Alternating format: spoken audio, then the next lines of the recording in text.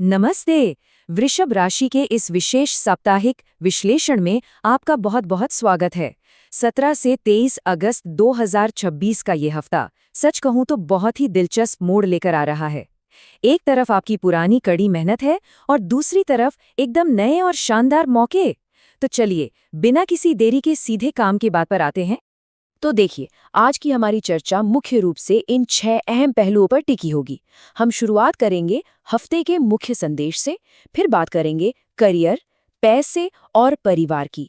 इसके बाद आपके रिश्ते, सेहत और पढ़ाई पर भी नजर डालेंगे। और हाँ, आखिर में कुछ बहुत ही गहरे आध्यात्मिक संदेश और अचूक उपाय भी हैं। मतलब आपके मन में उठने वाले हर सवाल का जवाब यहाँ मिलने वाला है।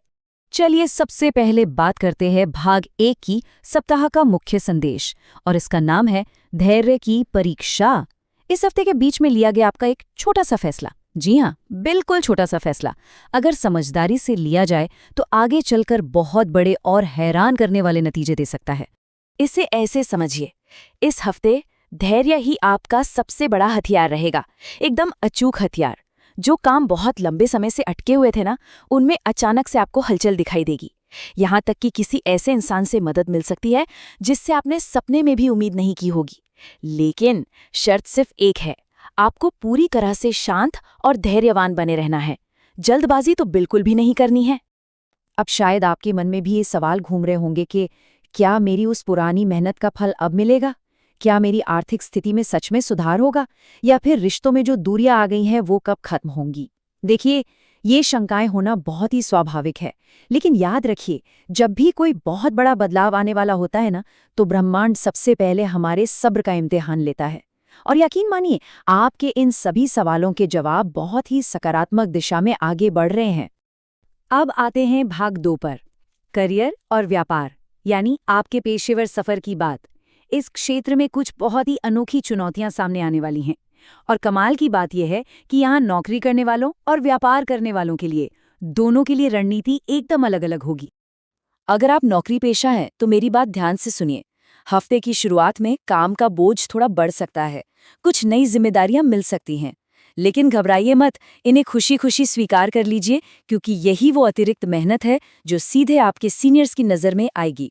और हाँ, अभी नौकरी बदलने की जल्दबाजी बिल्कुल मत कीजिएगा। दूसरी तरफ अगर आप एक व्यापारी हैं तो रातों रात मुनाफा कमाने वाले किसी भी जोखिम भरे निवेश से आपको सख्त बचना है। इसके बजाय अपना पूरा ध्यान रुके हुए पैसों को निकालने और अपने पुराने ग्राहकों पर लगाइए। और सबसे ज़रूरी बात, अपने पार्टनर्स के साथ पैसों को लेकर बातचीत एकदम शीशे की तरह साफ रखिए। चलिए अब रुख करते हैं भाग 3 का, आर्थिक स्थिति और परिवार। देखिए, पैसे कमाना तो ज़रूरी है ही, लेकिन इस वक्त सबसे अहम बात यह है कि आप अपनी जमा पूंजी और परिवार की शांति दोनों को कैसे बचा कर रखते हैं। पैसों का फ्लो तो लगातार बना रहेगा, उसमें कोई दिक्कत नहीं है। लेकिन अचानक से घर, गाड़ी या बच्चों की पढ़ाई पर खर्च बढ़ सकते हैं। तो ऐसे में सिर्फ दिखावे के लिए की जाने वाली शॉपिंग, उससे तौबा कर लीजिए। और अभी किसी को उधार भी मत दीजिए। घर के मामलों में बड़े बुजुर्गों की सलाह किसी संजीवनी बूटी से कम नहीं होगी, उसे जरूर माने। और अगर भाई बहनों के बीच कोई तनाव चल रहा है तो बस थोड़ी सी नरमी और प्यार से बात करके देखिए। आप खुद हैरान रह जाएंगे कि कैसे सारी गलतफहमियां चुटकियों में दूर हो जाती हैं। आगे बढ़ते हैं भाग 4 की तरफ, रिश्ते, शिक्षा और स्वास्थ्य। कुल मिलाकर यह समय आपके खुद के व्यक्तिगत विकास और खुशहाली पर फोकस करने का है। रिश्तों की बात करें तो सच्चे जुड़ाव के लिए सहानुभूति होना बहुत जरूरी है। कभी कभी ना सामने वाले को किसी समाधान की जरूरत नहीं होती, वो बस ये चाहता है कि कोई उसकी बात को ध्यान से सुन ले, उसे समझ ले। आपकी ये छोटी सी संवेदनशीलता सालों पुरानी दूरियों को खत्म कर सकती है। और जो लोग अभी सिंगल हैं, उनके लिए एक अच्छी खबर है, परिवार या करीबियों के जरिए विवाह का कोई बहुत ही बढ़िया प्रस्ताव आपके सामने आ सकता है। अब बात उन छात्रों की जो किसी लक्ष्य की तैयारी कर रहे हैं। आपके लिए 3 बड़े ही साफ कदम हैं। पहला, अगर मन भटक रहा है तो सबसे पहले अपना डेली रूटीन सेट कीजिए। दूसरा, एक ही वक्त में 10 किताबें खोलने के बजाय पूरा फोकस सिर्फ एक विषय पर रखिए। और तीसरा, खासकर प्रतियोगी परीक्षा वाले छात्र पुराने प्रश्न पत्रों को जरूर हल करें। हो सकता है हफ्ते के बीच में आपका आत्मविश्वास थोड़ा डगमगाए, लेकिन याद रखिएगा, कोई भी परीक्षा सिर्फ आपके ज्ञान की नहीं, आपके धैर्य की भी परीक्षा होती है। किसी और की रफ्तार देखकर खुद को कभी कम मत आंकिए। सेहत के मोर्चे पर बात करें तो वैसे तो सब कुछ एकदम सामान्य नजर आ रहा है, लेकिन फिर भी अपनी शारीरिक थकान को बिल्कुल नजरअंदाज मत कीजिएगा। खूब सारा पानी पीजिए और ये जो देर रात तक जागने की आदत है ना, इसे थोड़ा सुधार लीजिए। भले ही आप शरीर से एकदम फिट दिखें, लेकिन मानसिक शांति बहुत जरूरी है। इसके लिए सुबह उठकर शांत बैठना और गहरी सांसें लेना सच में एक अचूक उपाय साबित होगा। अब हम इस विश्लेषण के सबसे अहम और दिलचस्प हिस्से पर आ गए हैं, भाग 5, आध्यात्मिक संदेश और चेतावनियां। ये हिस्सा सिर्फ आपका आने वाला कल नहीं बताता, बल्कि आपको अंदर से मजबूत बनाता है। तो आइए देखते हैं कि इस हफ्ते कौन से खतरे की सिग्नल हैं जिनसे हमें बचकर रहना है। एक बहुत ही गहरा और सुकून देने वाला सच है, किसी भी चीज में देरी होने का मतलब उसका छिन जाना नहीं होता। वृषभ राशि वालों, अगर आपका कोई काम फिलहाल नहीं बन पा रहा है तो बिल्कुल निराश मत होइए। ब्रह्मांड कई बार हमें वो चीजें तुरंत नहीं देता जब हम मांगते हैं, बल्कि वो तब देता है जब हम वाकई उस आशीर्वाद को संभालने के काबिल हो जाते हैं। इसलिए अपने अंदर अहंकार को मत पनपने दीजिए। जो आपके पास है उसके लिए कृतज्ञ रहिए, फिर देखिए चीजें कैसे बदलती हैं। और हाँ, अध्यात्म के साथ साथ कुछ बहुत ही सख्त चेतावनियां भी हैं जिन पर आपको ध्यान देना है। हफ्ते के बीच में किसी की सुनी सुनाई बातों पर तुरंत भड़कने से बचिएगा। आधी अधूरी जानकारी के आधार पर किसी के भी बारे में कोई राय मत बनाइए। और सबसे जरूरी बात, बिना पूरा पढ़े किसी भी कागज पर हस्ताक्षर मत कीजिएगा, खासकर पैसों से जुड़े मामलों में। आपकी सबसे बड़ी ताकत आपकी स्थिर सोच है। किसी भी अचानक आई भावुकता में आकर उस ताकत को कमजोर मत पड़ने दीजिए। चलिए, अब हम पहुंच चुके हैं हमारे आखिरी और छठे भाग पर, शुभ संकेत और उपाय।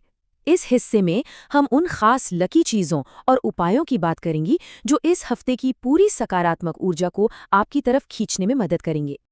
तो फटाफट नोट कर लीजिए, इस हफ्ते आपका शुभ रंग रहेगा हल्का हरा। आपके लिए सबसे लकी दिन होगा शुक्रवार, और शुभ दिशा मानी गई है उत्तर पूर्व यानी नॉर्थ ईस्ट।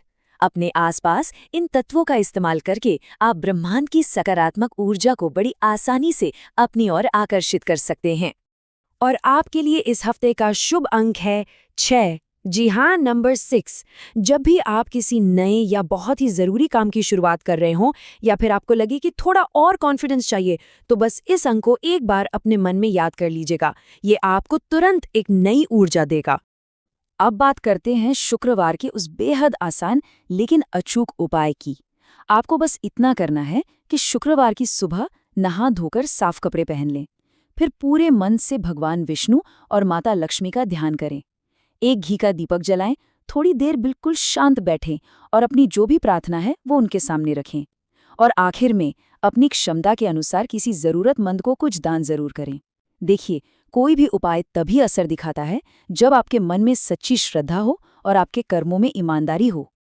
अंत में बस इतना ही कहूंगा, रात कितनी भी लंबी क्यों न हो, सुबह का प्रकाश निश्चित होता है।